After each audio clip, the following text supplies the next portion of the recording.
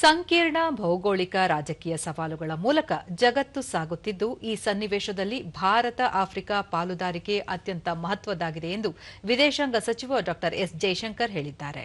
ದೆಹಲಿಯಲ್ಲಿಂದು ಭಾರತ ಆಫ್ರಿಕಾ ವೇದಿಕೆ 4ನೇ ಶೃಂಗಸಭೆಯ ಲಾಂಛನ, ಘೋಷಣೆ ಹಾಗೂ ಜಾಲತಾಣಕ್ಕೆ ಚಾಲನೆ ನೀಡಿದ ಅವರು, ಇಂದು ಆಫ್ರಿಕಾ ಭಾರತದ ವಿದೇಶಾಂಗ ನೀತಿಯಲ್ಲಿ ಕೇಂದ್ರ ಸ್ಥಾನವನ್ನು ಪಡೆದುಕೊಂಡಿದೆ ಹಾಗೂ ಇತ್ತೀಚಿನ ವರ್ಷಗಳಲ್ಲಿ ಭಾರತ ಆಫ್ರಿಕಾದಲ್ಲಿ ತನ್ನ ರಾಜತಾಂತ್ರಿಕ ಹೆಜ್ಜೆ ಗುರುತುಗಳನ್ನು ವಿಸ್ತರಿಸಿದೆ ಎಂದು ಹೇಳಿದರು. ಭಾರತ ಆಫ್ರಿಕಾ ಸಂಬಂಧವು ನಾಗರಿಕ ಸಂಪರ್ಕಗಳಲ್ಲಿ ಬೇರೂರಿದೆ, ವ್ಯಾಪಕ ಸಾಂಸ್ಕೃತಿಕ ವಿನಿಮಯ ಮತ್ತು ಮಾನವ ಸಂವಹನಗಳ ಮೂಲಕ ಶತಮಾನಗಳಿಂದ ಪೋಷಿಸಲಾಗಿದೆ ಎಂದು ವಿದೇಶಾಂಗ ಸಚಿವರು ಹೇಳಿದರು. ಭಾರತ ಆಫ್ರಿಕಾ ವೇದಿಕೆಯ ಶೃಂಗಸಭೆಯು ಉಭಯ ದೇಶಗಳ ನಡುವಣ ಬಾಂಧವ್ಯವನ್ನು ಮತ್ತಷ್ಟು ಗಾಢವಾಗಿಸಲು ಒಂದು ಅನನ್ಯ ಅವಕಾಶವನ್ನು ಕಲ್ಪಿಸಿದೆ ಎಂದರು.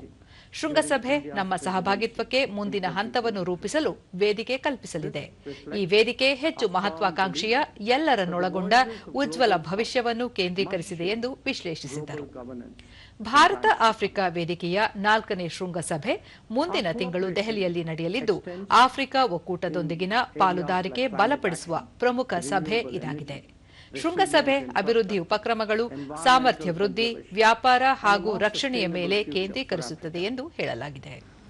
After all, African nations are key partners in Indian-led global initiatives such as the International Solar Alliance, the Global Biofuel Alliance, the Coalition for Disaster Resilient Infrastructure, and the International Big Cat Alliance.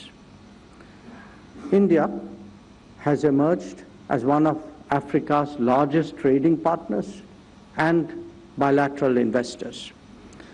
Trade and mutual investments have seen a robust growth in recent years, driven by strong economic complementarities.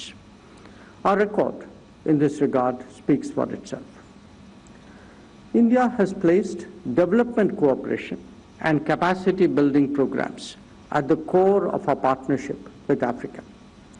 This partnership is aimed at African priorities and local ownership. The African continent is the largest recipient of Indian overseas development support beyond our immediate neighborhood.